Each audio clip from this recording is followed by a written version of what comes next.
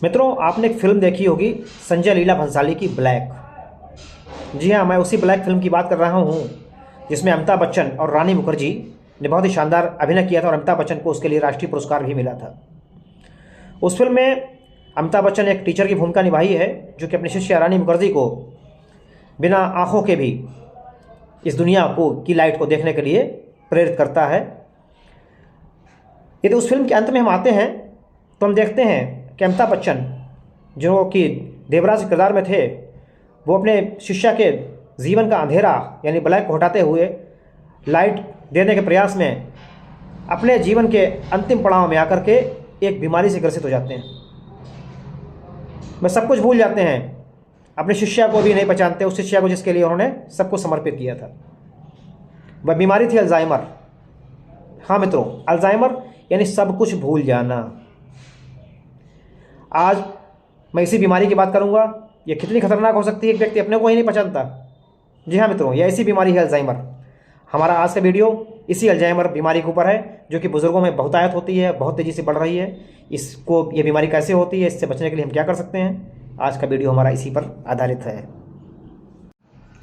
कहीं आपके यहाँ भी कोई ऐसा बुजुर्ग तो नहीं जिसकी उम्र लगभग 65 साल हो और वह अपनी चीज़ों को भूल लेता जा रहा हो, कोई चीज़ कहीं पर रख दी तो याद ही नहीं, यहाँ तक कि उस वस्तु का नाम भी उसको मिस हो जाता हो और कभी कभी वो आपको पहचानने में भी भूल जाता हो।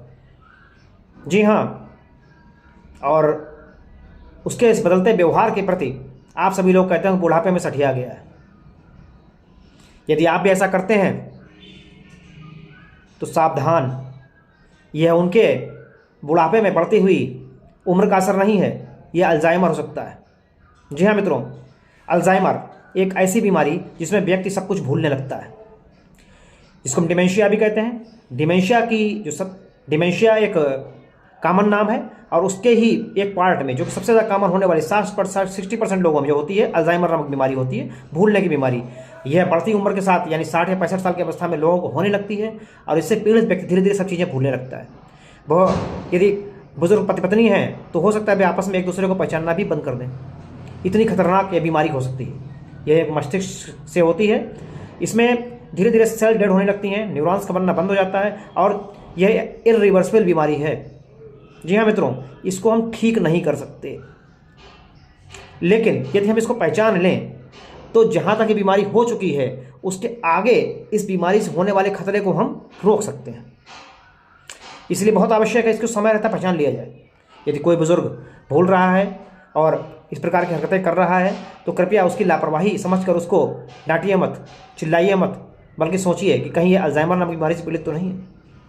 यदि उसमें ऐसे लक्षण मिलते हैं कि वह सपोज़ कीजिए एक बुजुर्ग महिला हैं और वो गैस जला देती हैं, कुकर चला देती हैं, कुकर में कुछ नहीं डालती हैं, ढक्कन बंद कर देती हैं और बस गैस ऑन और भूल गई कुछ भी डालना, ये अल्जाइमर हो सकता है। या एक ऐसी बुजुर्ग महिला है जो शीशे के सामने खड़ी हुई हैं और शीशे में ही अपनी शक्ल देखकर चिल्ला रही, जाओ यहाँ पर से भागो, स्वयं को नहीं पहचान पा रही हैं। ये सब लक्षण हो सकते हैं अल्जाइमर से पीड़ित होने की। यदि ऐसा कोई मित्र या आपके आसपास में है तो कृपया उसको पहचानें और उसके परिचितों को सूचित करें कि इनको सहानुभूति की ज़रूरत है, ये अल्जाइमर नामक मानसिक बीमारी से ग्रस्त हैं। यह रोग कोरोना के बाद काफ़ी तेज़ी से बढ़ा। कोरोना काल के बाद देखा गया कि इस रोगी से पीड़ित व्यक्तियों की संख्या में वृद्धि हुई है, इसीलिए और भी सावधानी की आवश्यकता है। और जैसा मैं पहले बताया कि इसका कोई परमानेंट इलाज नहीं है। हम इसको पुनः जो सेल्स हमारी गड़बड़ हो गई हैं मस्तिष्क की, उनको तो पुनः ठीक नहीं कर सकते तंत्रिकाओं को, लेकिन आगे बढ़ने से रोक सकते हैं। तो आज मैं बात करना चाहता हूँ उन्हीं चीज़ों के ऊपर जिसके द्वारा हम इसको आगे बढ़ने से रोक सकते हैं और इसको हम कैसे रोकें, उस विषय में मैं आपको कुछ महत्वपूर्ण उपाय बताता हूँ। आप उन पर अमल करें और अपने स्वास्थ्य को अच्छा बनाएं और अपने बुजुर्गों की सेहत का भी ख्याल रखें। वीडियो में और आगे बढ़ने से पहले मैं आपसे एक दो बातें और शेयर करना चाहता हूँ। पहली बात तो ये कि जो शुगर होती है ये अल्जाइमर को बढ़ाने के लिए बहुत हद तक उत्तरदायी होती है। हाँ मित्रों, यदि कोई व्यक्ति टाइप 2 डायबिटीज़ से पीड़ित है तो उसको अल्जाइमर होने का खतरा अन्य व्यक्तियों की तुलना में ज़्यादा है। इसीलिए बहुत आवश्यक है कि हम ऐसे चीज़ें जिसमें कि शुगर का कंटेंट ज़्यादा शामिल हो उनको अवॉइड करें, उनको कम से कम मात्रा में लें, जिससे कि हम अल्जाइमर के खतरे से बच सकें। क्योंकि सबसे ज़्यादा खतरा शुगर के ज़्यादा टेक लेने वालों को ही होता है। शुगर मीन्स केवल शुद्ध शक्कर से ही नहीं होता है, शुगर मीन्स वह सब प्रोडक्ट जिनमें शुगर शामिल है, जैसे कि केक, पेस्ट्री आदि। इसीलिए शुगर से बनी हुई चीज़ों को जितना आप अवॉइड करेंगे अल्जाइमर के खतरे से उतना ही अधिक बचे रहेंगे। दूसरी चीज़, यदि कोई व्यक्ति अल्जाइमर से पीड़ित हो गया है, वो आपके माता पिता हो, आपके परिवार में हो या आपके मित्रों में हो, और वह सब कुछ भूल रहा है, उससे कोई भी ऐसा व्यवहार ना करें जो कि उसको नुकसान पहुंचाए या उसको और भी मानसिक क्षति पहुंचाकर उसके रोग को बढ़ाने में मददगार सिद्ध हो। उसके साथ ठीक वैसा ही व्यवहार करें जैसा आप अपने बच्चे के साथ करते हैं। जी हाँ मित्रों, जैसे जब छोटा बच्चा होता है उसको भी कुछ नहीं पता होता है, वह भूला नहीं होता, लेकिन उसको कुछ मालूम ही नहीं होता है, तो ठीक वही व्यवहार आप उन बुजुर्गों के साथ भी करें जो कि अल्जाइमर की बीमारी से ग्रसित हैं। आप उनको बच्चों की तरह ट्रीट करें जिनको कि कुछ भी पता नहीं होता है। लेकिन छोटे बच्चों को हम डांटते नहीं हैं, प्यार से समझाते हैं और उनको चीज़ें सिखाने का प्रयास करते हैं। ठीक वैसा ही व्यवहार आपको उन बुजुर्गों के साथ भी करना है जो कि अल्जाइमर की बीमारी से ग्रसित हैं। ये वो महत्वपूर्ण बातें थी जो कि आपके लिए जानना बहुत आवश्यक था और मेरे लिए बताना भी बहुत महत्वपूर्ण था। मित्रों, अब आप जान ही गए होंगे कि अल्जाइमर एक ऐसी खतरनाक बीमारी है जिसमें कि व्यक्ति अपना सब कुछ भूलने लगता है, उसकी मेमोरी सेल्स धीरे धीरे कमज़ोर हो जाती हैं और नष्ट होने लगती हैं। इसको अल्जाइमर या डिमेंशिया कहते हैं। तो अब हम जानेंगे आखिर हम क्या उपाय कर सकते हैं कि जिसके द्वारा हम इस बीमारी से बचाव कर सकते हैं। विशेष रूप से बुजुर्गों में जिनकी उम्र 65 साल से ऊपर है, वो ऐसे क्या उपाय कर सकते हैं जिसमें कि दवा का उपयोग कम से कम करना पड़े और उनकी मेमोरी बनी रहे। तो इसके लिए मैं आपको सबसे महत्वपूर्ण 10 तरीके यहाँ पर बताने जा रहा हूँ। नंबर 1, हम ब्रेन बूस्टिंग एक्टिविटी करें। ब्रेन बूस्टिंग एक्टिविटी यानी कि शतरंज खेलें, चेस। दूसरी चीज़, हम सुडोको खेल सकते हैं। सुडोको में हम चीज़ें हल करेंगे जिससे कि हमारी मेमोरी को बूस्टिंग मिलेगी। तीसरी चीज़, हम पेंटिंग बना सकते हैं।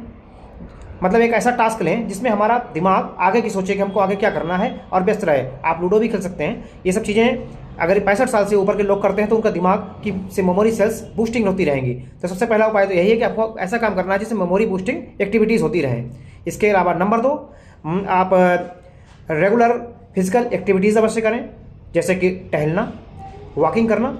आप सुबह टहलें, शाम को भी आप वॉकिंग कर सकते हैं, क्योंकि फिजिकल एक्टिविटीज़ केवल हमारे शरीर को ही स्वस्थ नहीं रखती हैं, ये मस्तिष्क को भी स्वस्थ रखती हैं। शरीर स्वस्थ होगा और मस्तिष्क भी स्वस्थ होगा तभी हमारा शरीर पूर्ण रूप से स्वस्थ रह सकता है। इसीलिए केवल फिजिकल एक्टिविटीज़ को यह मान लेना कि केवल शरीर को स्वस्थ रखती हैं, गलत है। ये शरीर के साथ साथ मस्तिष्क को भी स्वस्थ रखती हैं, क्योंकि जब शरीर हेल्दी होगा तो मस्तिष्क भी हमारा खुश होगा और उसको भी बूस्टिंग मिलेगी। इसीलिए रेगुलर फिजिकल एक्टिविटीज़ भी आवश्यक हैं, विशेष रूप से वह लोग जिनकी उम्र बढ़ रही है।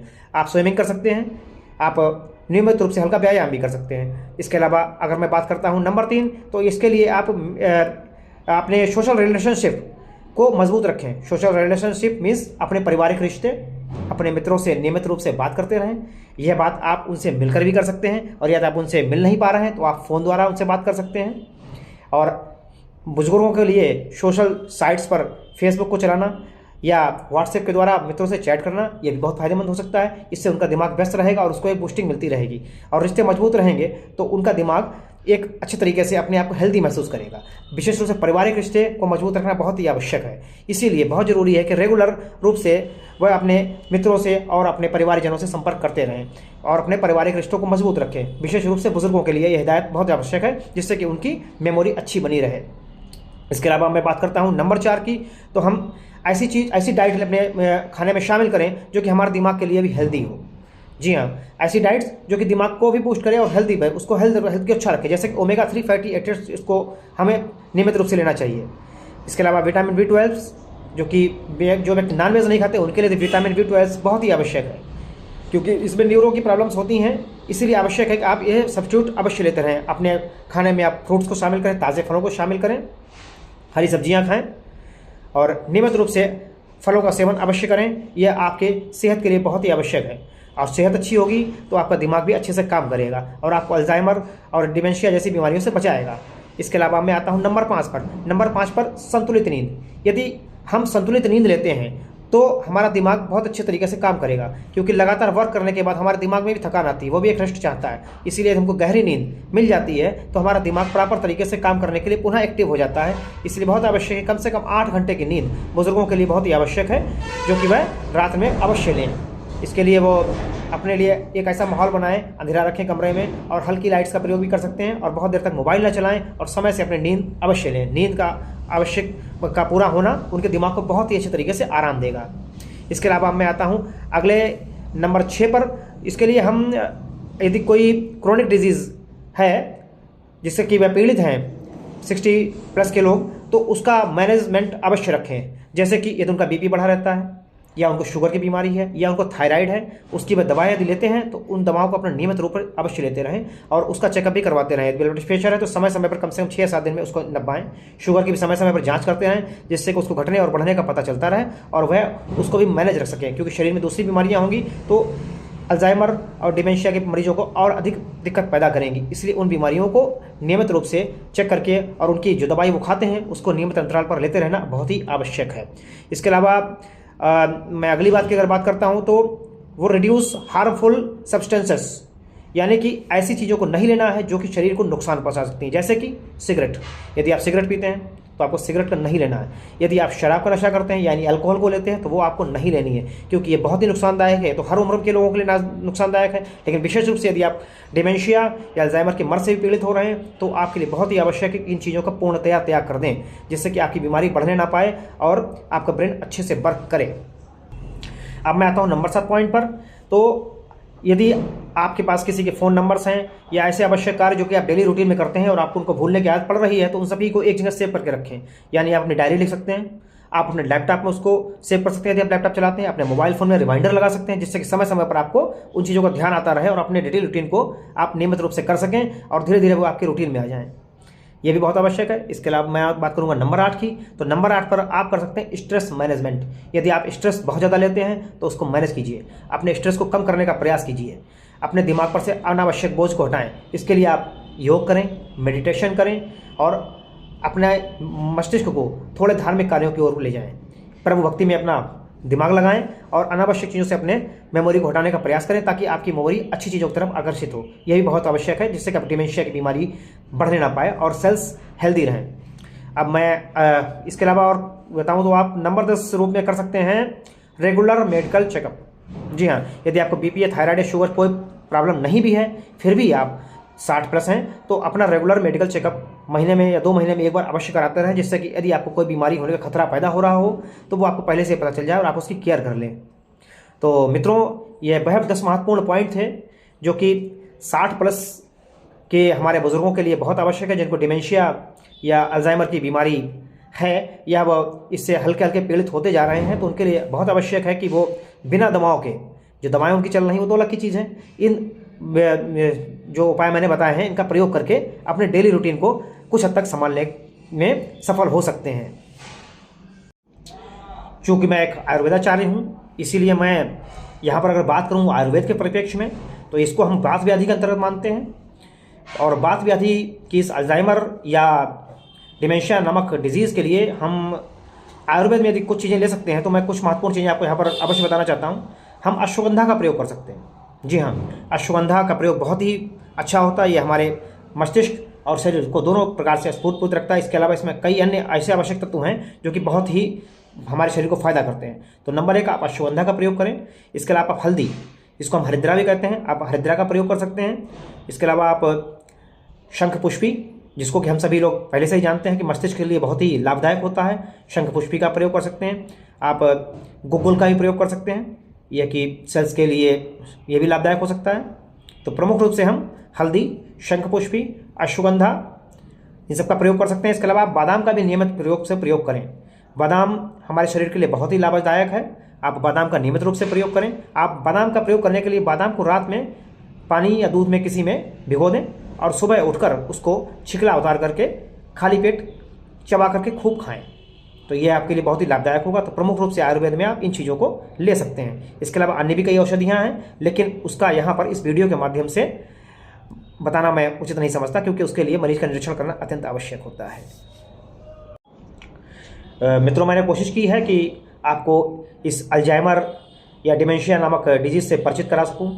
उसके लिए क्या लक्षण होते हैं, ये कैसे होती है, इसके लिए हम क्या कर सकते हैं, और साथ ही मैंने कोशिश ये भी की है कि कुछ ऐसे उपाय मैं आपको बता सकूं जो कि हम अपने बुज़ुर्गों के लिए उपयोग कर सकते हैं और उनको इस अल्जाइमर नामक बीमारी से बचा सकते हैं या उनको सहारा दे सकते हैं। साथ ही मैंने कुछ आयुर्वेदिक औषधियाँ भी यहाँ पर बताने का प्रयास किया है और मैं समझता हूँ कि आपको शायद ये प्रयास पसंद आया होगा। यदि आपको हमारा प्रयास अच्छा लगता है तो कृपया कमेंट के माध्यम से आप हमको अवगत कराएं और हमको इसी प्रकार की वीडियो बनाने के लिए प्रेरित करें। जय हिंद, जय भारत, आरोग्य में जयते।